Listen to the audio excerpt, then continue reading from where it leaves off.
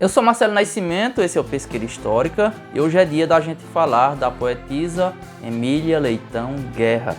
Se para você parece um nome desconhecido, fique até o fim do programa que você vai ficar conhecendo pelo menos o básico da história dessa grande personalidade pesqueirense.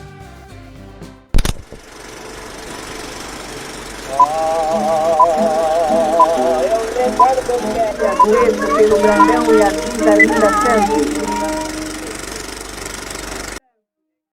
Emília Leitão nasceu em Pesqueira. Sobre a data do seu nascimento, Cid Seixas, que fez um resumo biográfico dela, diz que foi em 18 de novembro de 1883. José de Almeida Maciel diz que foi em 1889. Essa segunda data a gente pode descartar, porque ela está um pouco distante da data real. No batismo dela, que foi feito na matriz de Santa Águeda, em Pesqueira, consta que ela foi batizada no dia 8 de março de 1884, aos 2 meses de idade. Isso dá a ideia de que ela nasceu na virada de 1883 para 1884. Esse tipo de imprecisão é uma coisa comum, né? Quem gosta de história, quem gosta de pesquisar, já está acostumado com isso. O batismo foi feito pelo padre Frutuoso Rolim, que era o pároco da freguesia de Santa Águeda. No entanto, a gente tem que fazer uma ressalva, principalmente para quem não é de Pesqueira e não conhece esses detalhes da história da paróquia de Santa Águeda. Em 1884, a matriz de Santa Águeda era, na verdade, a capela de Nossa Senhora Mãe dos Homens, que estava funcionando como matriz de forma provisória, porque a matriz definitiva, que é a atual Catedral de Santa Águeda, ela só foi concluída, só teve sua obra concluída em 1889. E falando nisso, o pai dela, José Martins da Silva Leitão, um português que era casado com Dona Emília Magalhães da Silva Porto, que era natural do Brejo da Madre de Deus, ele foi um dos maiores benfeitores da obra de construção da igreja de Santa Águeda. É uma figura bastante curiosa. Ele, inclusive, mereceria um programa só para ele. Ele chegou em Pesqueira provavelmente na década de 1860 e a casa na qual ele morava com a família ficava na atual rua Duque de Caxias, e essa casa é a mesma que foi transformada em 1931 na sede do Clube dos 50. Foi nessa casa que Dona Emília, a filha, né? Mãe e filha se chamavam Emília. Dona Emília Leitão, a poetisa, tema desse programa, nasceu nessa casa que depois foi transformada na sede do Clube dos 50. Uma informação curiosa para situar vocês é que José Martins Leitão e Dona Emília Magalhães tiveram outro filho famoso, que é Carlos Leitão. Carlos da Silva Leitão, que dá nome a uma das ruas importantes de Pesqueira, aquela rua que liga o semáforo que fica na esquina do União Esporte Clube ao semáforo do bairro do Prado, que fica ali nas imediações da Rádio Jornal e da Cruzada Feminina. Carlos Leitão foi advogado e foi político. Ele foi deputado estadual e federal. A biografia dele é pouco conhecida em Pesqueira, mas seu nome é popular devido a essa importante rua. Por volta de 1891, a família se muda de Pesqueira para Bahia e se instala no povoado de Santa Luzia do Prolongamento, que é a atual cidade de Santa Luz. Apesar de ser de uma família financeiramente bem resolvida, mas por ser mulher naquela época, então ela acabou não frequentando formalmente a escola, mas foi educada em casa. É educada pelos pais e, sobretudo, pelo irmão, justamente Carlos Leitão, que era o irmão mais velho, uma pessoa muito culta e que passou muito conhecimento para ela. E a gente percebe que por toda a vida ele foi um grande incentivador e, para ela, um grande mestre.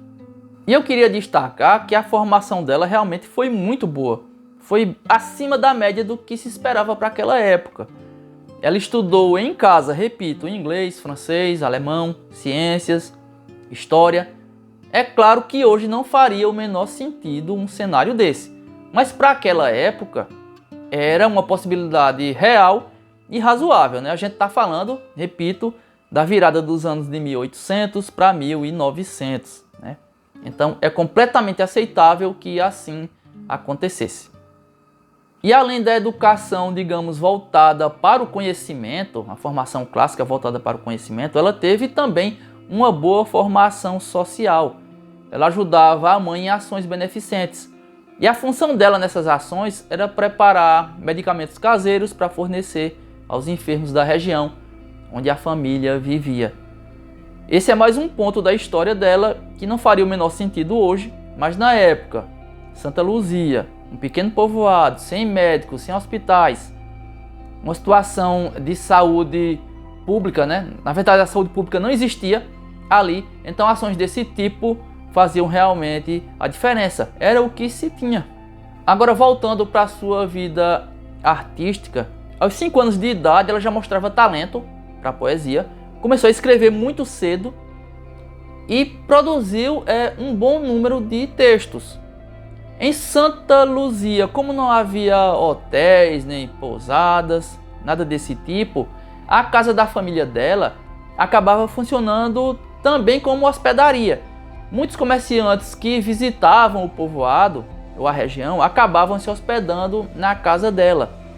E um desses visitantes acabou se oferecendo para levar as poesias dela, os textos que ela vinha produzindo, para jornais de Feira de Santana e de Salvador. E assim se deu o início da sua carreira literária. Sua primeira publicação saiu em 1898. E depois, com a virada do século, foram saindo mais em 1900, 1901, 1903, 5, 7. Quando foi em 1905, ela se tornou noiva de Adolfo Guerra, do médico Adolfo Guerra, com quem se casou em 1907 e o casal acabou tendo 11 filhos.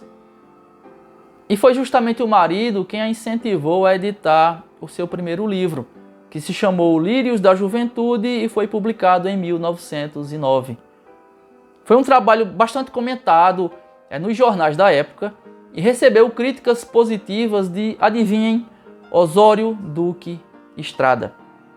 Para quem está tentando lembrar aí quem foi Osório Duque Estrada, ele foi o autor da letra do hino nacional brasileiro.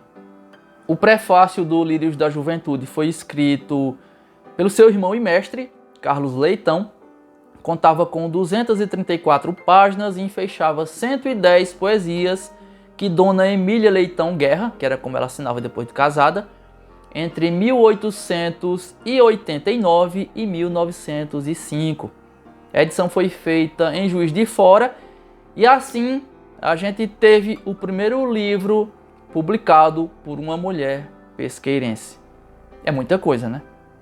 E apesar da crítica e talvez o público projetarem uma carreira literária sólida para Dona Emília, ela acabou escolhendo ter os cuidados com a família como sua ocupação principal.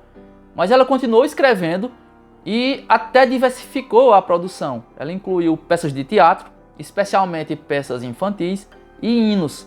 Só que até onde eu sei, esse material continua inédito até hoje. E falando nos filhos, ao que parece, todos eles foram muito bem educados, todos fizeram curso superior, inclusive as mulheres, e foram eles quem incentivaram a mãe a escrever um segundo livro, dessa vez em 1957. E não era à toa, porque em 1957 se completavam 50 anos do casamento de Dona Emília com o Dr. Adolfo Guerra. Era uma data especial e por isso a publicação foi sugerida para sair naquele ano. E a curiosidade é que esse livro, que se chamou Evocações, apresentava ao público 50 poemas, escritos por ela para o marido nos últimos 50 anos, um a cada aniversário dele. Realmente era uma grande declaração de amor. Esse seu último trabalho ainda teve uma segunda edição em 1964, quando ela estava bem doente e não conseguiu comparecer ao lançamento. Tanto que encarregou o filho, o desembargador Adolfo Leitão Guerra, para representá-la no evento e até assinar os exemplares em seu nome. E Dona Emília Leitão Guerra faleceu em 23 de novembro de 1966. deixando parte da sua obra publicada em jornais e em 2 livros. Houve ainda um terceiro, que foi editado no ano 2000, uma coletânea organizada pelo neto e escritor Guido Guerra. Uma nota do jornal A Província, de 1909, quando do lançamento do Lírios da Juventude, dizia que a poetisa pernambucana talvez ainda fosse desconhecida em sua terra natal. Pois é, se passaram mais de 100 anos e Dona Emília, uma mulher nascida no interior, educada em casa, poetisa, escritora, que conseguiu publicar seus primeiros textos ainda no século XIX, publicou seu primeiro livro no começo do século XX, deixou um exemplo gigante, mas em Pesqueira ela ainda continua praticamente uma desconhecida. É isso.